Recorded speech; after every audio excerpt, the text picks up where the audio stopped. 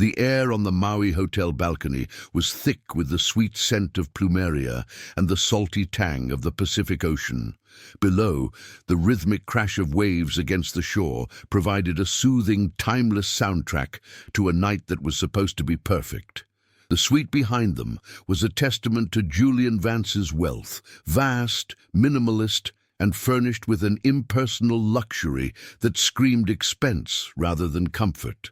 Moonlight spilled across the polished floor and onto the king-sized bed with its pristine white linens, a silent stage waiting for the final scene of a perfect day. For Julian, this was the culmination of a flawless courtship, another successful acquisition in a life defined by them. He had procured the most beautiful setting for the woman he now considered his most prized possession, and he expected the moment to unfold as smoothly as one of his real estate deals.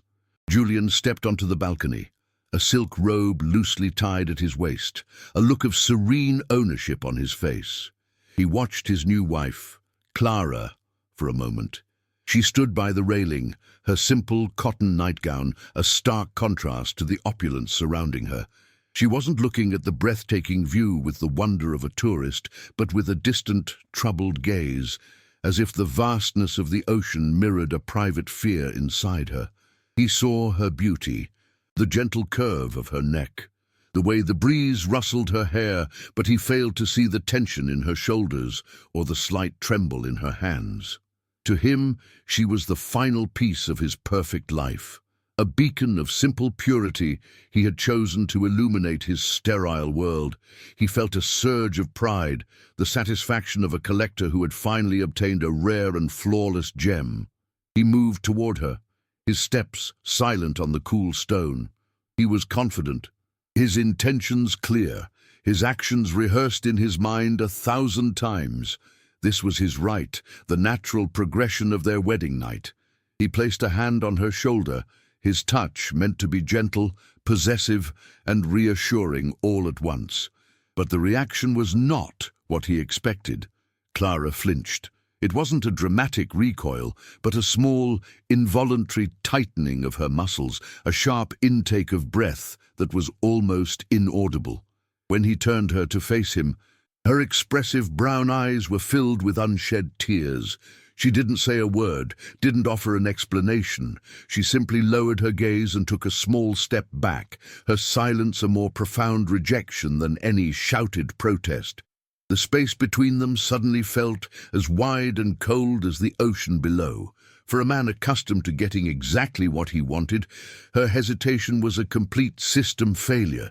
Julian's confidence evaporated, replaced by a wave of cold confusion and a sting to his ego. He stood frozen, his hand still hovering in the air where her shoulder had been.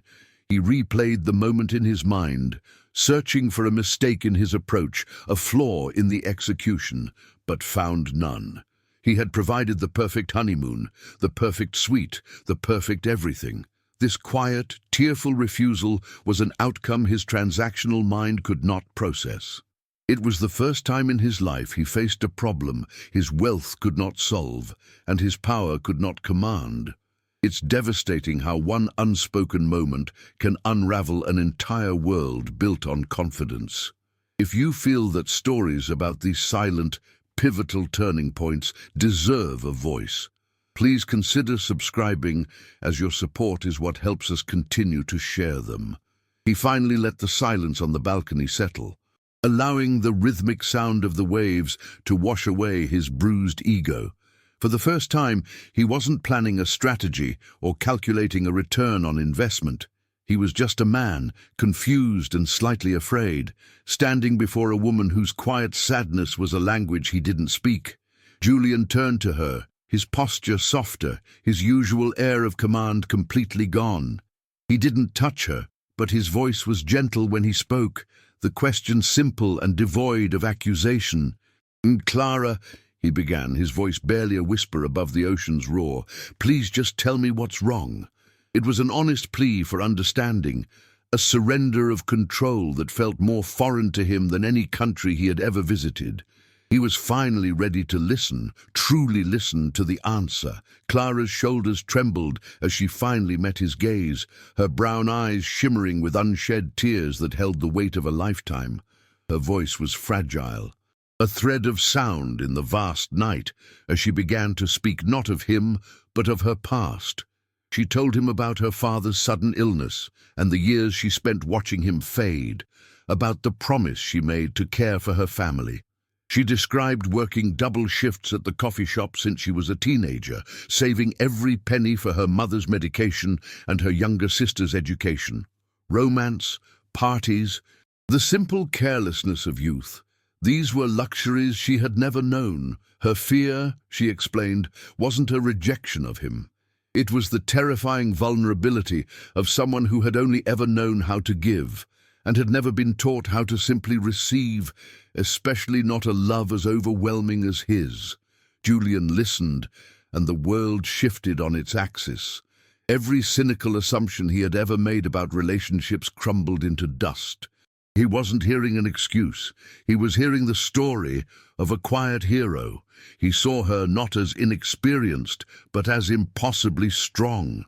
A woman who had built a fortress of responsibility around her heart. Her hesitation on their wedding night was not a flaw. It was a testament to her purity, a sign of the profound trust she had placed in him. A fierce, unfamiliar wave of protectiveness surged through him, so powerful it left him breathless. He realized in that moment that his life's greatest acquisition wasn't a building or a company, but the fragile, unyielding heart of the woman standing before him. His new purpose was clear. Not to possess her, but to be worthy of her trust. Returning to New York was like stepping from a warm, sunlit dream into a cold, sterile laboratory. Julian's penthouse, with its panoramic views of the city skyline, had always been a symbol of his success. But seen through Clara's eyes, it was an intimidating fortress of glass and steel. The priceless art on the walls felt like silent judges, and the minimalist furniture offered no comfort. For Clara, who had grown up in a small apartment filled with the comforting clutter of family life and the constant aroma of her mother's cooking, the silence of the penthouse was the most oppressive feature. It was a beautiful cage, a stark, daily reminder of the immense chasm between her past and her present. A world she had entered, but did not yet feel a part of. The sterile environment of his home dredged up memories Julian had long since buried. He found himself thinking of Isabel, the woman who had come before Clara. She had been the perfect counterpart to his public persona, effortlessly navigating the treacherous waters of his social circle. She was beautiful, sophisticated, and shared his taste for the finer things in life. He remembered the sickening thud in his chest the day he discovered her betrayal, not just of their relationship, but of his trust. Her confession had been chillingly transactional. She had seen him as a stepping stone, a means to an end. That wound had never truly healed. It had festered, turning him into a man who saw love as a negotiation and affection as a commodity to be purchased. A defense mechanism to ensure he would never be so foolishly vulnerable again. He decided the only way to bridge the gap was to introduce Clara to his world, starting with a small dinner party. He invited his closest friends, a circle of people who, like him, measured life in acquisitions and stock prices. They arrived dressed in casual designer wear, their smiles practiced and their handshakes firm. From the moment Clara was introduced, she became the subject of a polite but relentless interrogation. They asked about her family, her education, her charming little job, with a tone that dripped with condescension. Each question was a carefully crafted dart meant to highlight her otherness, to subtly reinforce the idea that she was a temporary curiosity, a simple plaything for a man of Julian's stature. They were testing her, and by extension, him, for any sign of weakness. Clara felt their judgment like a physical weight, pressing down on her until it was hard to breathe. She answered their questions with the simple, unadorned truth, speaking of her pride in her work and her deep love for her family. But in that room, her sincerity was misinterpreted as naivety, her humility as a lack of ambition. She watched them exchange fleeting, knowing glances over the rims of their wine glasses and felt herself shrink. The vibrant, confident woman who could manage a chaotic morning rush at the daily grind with a smile was replaced by a quiet, uncertain girl who felt like an imposter in a world of polished surfaces and hidden meanings. It's a painful thing to have your genuine self treated as a weakness. Sharing stories like this is important, and your subscription truly helps us to keep giving a voice to these silent struggles. Julian saw it all. He watched the woman he was falling in love with retreat into herself, the light in her eyes dimming with each veiled insult. He recognized the predatory gleam in the eyes of his friends. It was the same look they gave a vulnerable company before a hostile takeover. For years, he had been one of them, a participant in this bloodless sport. But now, seeing Clara as their target, a profound and unfamiliar anger began to simmer beneath his calm exterior. He had brought her into this den of beautifully dressed wolves, and the guilt was a sharp, bitter taste in his mouth. He realized with dawning horror that the very world he had built to protect himself was now the greatest threat to the one person who had managed to breach his defenses. To escape the oppressive atmosphere of his own life, they began creating a world of their own. Julian would often slip away from his office in the late afternoon and go to the daily grind. He wouldn't announce his arrival. He would just sit at a small corner table and watch her. He loved seeing her in her element. The effortless way she moved behind the counter, the genuine warmth in her smile as she greeted her regular customers. Sometimes, after she closed up, she would teach him how to use the espresso machine. In the quiet, empty coffee shop, surrounded by the rich aroma of roasted beans, he learned to steam milk and pull a perfect shot. These simple, shared moments of laughter and learning felt more valuable and real to him than any billion-dollar deal he had ever closed. He insisted on meeting her family, not as Julian Vance, the real estate tycoon, but simply as the man who loved Clara. He stepped into their small, bustling apartment and was immediately enveloped by a warmth his penthouse could never replicate. Her mother, despite her frail health, had eyes that sparkled with intelligence and a sharp, teasing humor. Her younger sister, initially shy, soon warmed up and began showing him her college textbooks, her dreams laid bare on the kitchen table. They didn't ask about his net worth or his properties. They asked if he made Clara happy. In that cramped, love-filled living room, surrounded by faded photographs and worn-out furniture, Julian felt a sense of belonging he hadn't realized he was starving for. He wasn't a brand, he was just a person. But the outside world was relentless.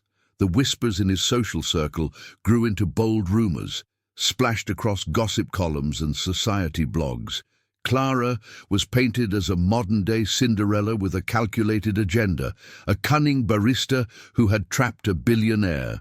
Julian's ex-girlfriend, Isabel, seemed to relish the situation, making public appearances where she would offer thinly veiled comments about Julian's new, naive tastes. The pressure was immense, a constant, grinding force trying to pull them apart. For Julian, his life was now split in two: the authentic, joyful world he was building with Clara and the toxic, superficial world he was expected to inhabit, and the chasm between them was growing wider every day. The breaking point came one evening after a particularly cruel article was published, complete with a candid photo of Clara looking overwhelmed at a charity event. She broke down, the weeks of silent endurance finally giving way to a flood of tears. She confessed her deepest fear, that she wasn't just failing to fit in, but that she was actively damaging his reputation, that she was becoming a liability. She asked if maybe, just maybe, his friends were right about her. Julian pulled her close, and in that moment, he knew that simply shielding her wasn't enough. He had to let her in completely. He told her everything about Isabel, about the deep-seated fear of being valued only for his wealth. He admitted that he was the one who felt unworthy, that her pure, selfless love was a gift he was terrified of losing. In that shared confession, their roles dissolved. They were no longer the tycoon and the barista, but two vulnerable hearts vowing to face the world as one. The grand ballroom glittered under the weight of a dozen crystal chandeliers, a sea of tuxedos and designer gowns swirling to the gentle strains of a string quartet. This was the pinnacle of Julian's world, the annual Vance Holdings Gala, and Clara stood beside him, a vision in a simple, elegant navy dress. She had tried, truly tried, to feel at ease, smiling politely and shaking hands. But the air was thick with the scent of expensive perfume and unspoken judgment. The moment Julian was pulled away by a board member, Isabel materialized at her side, a predatory grace in her movements. With a champagne flute in hand and a smile that never reached her eyes, she raised her voice just enough for the surrounding tables to hear, "We are all so thrilled. Julian has found such a charming world project. It must be so refreshing for him. Teaching someone from such a simple world all about the finer things."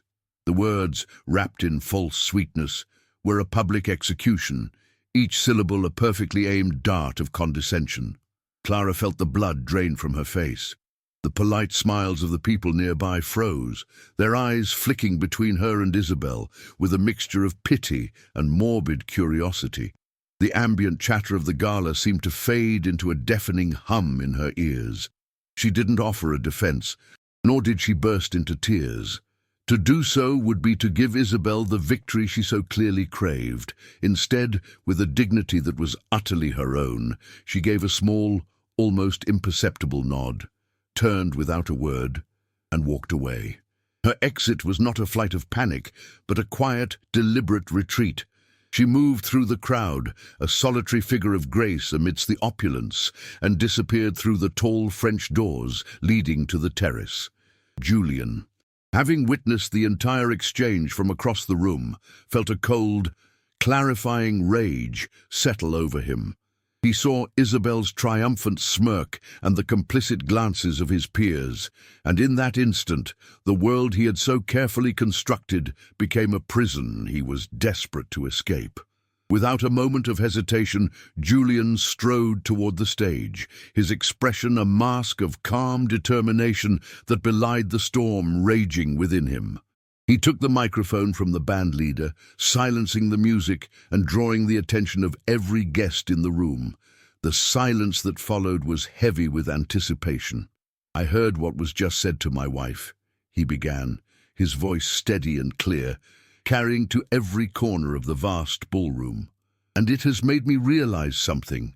For years, I have measured success by the height of my buildings and the value of my portfolio.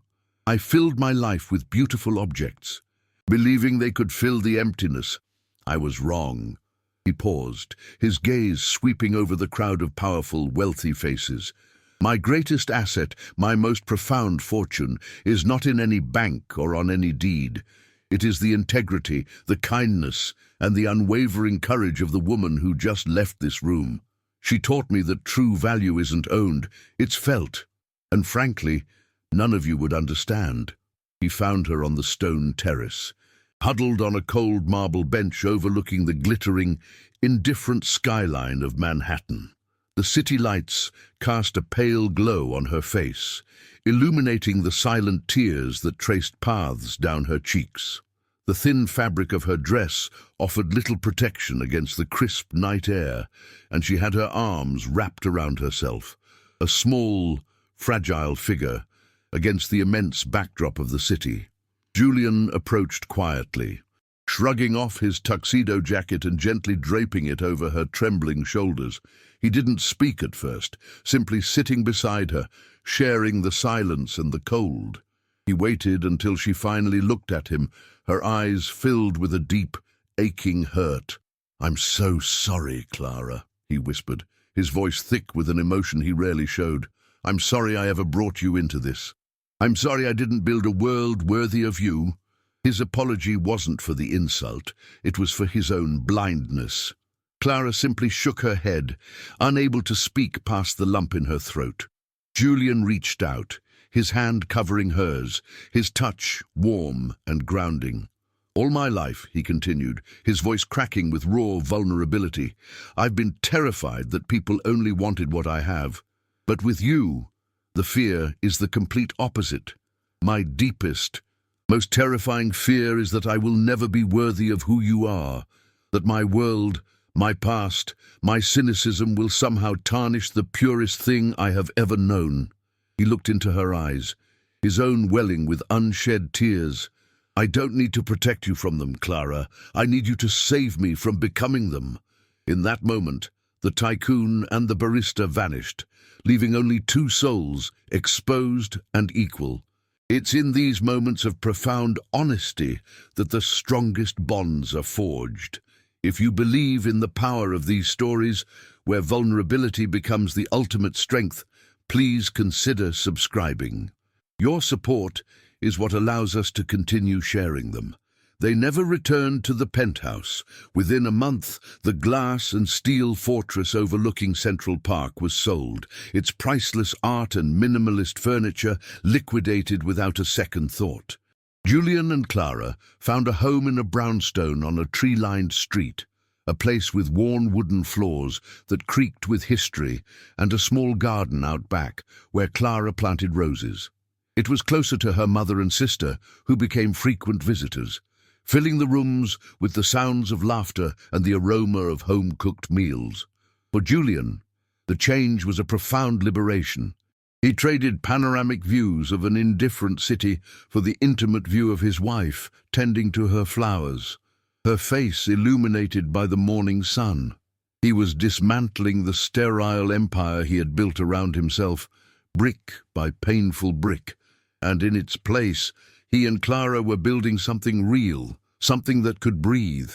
Julian didn't just change his address, he changed his entire philosophy.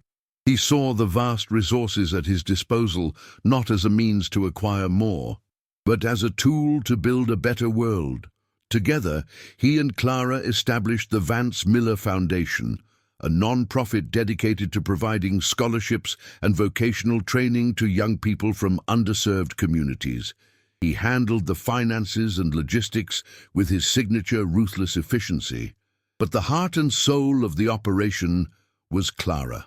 As its director, she met with every candidate, listened to every story, and saw the same spark of potential in them that Julian had once seen in her. She wasn't just handing out checks, she was nurturing dreams, her innate empathy now a powerful force for change. Julian had spent his life constructing buildings, but he found a far deeper satisfaction in helping Clara build futures. 5 years later, they stood on a stage at the opening of a new community center their foundation had funded. Clara, her body full with their first child, addressed the crowd not with the timid uncertainty of the woman at the gala, but with the quiet, commanding confidence of a leader. She spoke of hope, of opportunity, and of the simple dignity of being given a chance. Julian watched her from the front row, his eyes filled with a love so profound it was almost reverent. He was no longer the collector admiring his prize. He was a man witnessing a miracle he was humbled to be a part of. Beside him, Clara's sister, now a newly graduated architect who had helped design the building, squeezed his hand. The life they had built was not just their own. It was a legacy of kindness that rippled outward, touching countless others. After the ceremony, they slipped away from the crowd and walked the few blocks to the daily grind. The coffee shop had been expanded and renovated, but it still held the same warmth, the same comforting scent of roasted beans. They sat at their old corner table, just two people enjoying a quiet moment, their hands intertwined. Julian looked at his wife, at the gentle curve of her belly and the unwavering light in her eyes, and he knew a peace that his billions could never buy. He had sought to acquire a simple life and had instead found a profound one, Seeing a journey like this come full circle, from a place of pain to one of quiet joy, is a powerful reminder of what truly matters. We are so incredibly grateful for your support, because it's what allows us to keep sharing these stories of hope and transformation.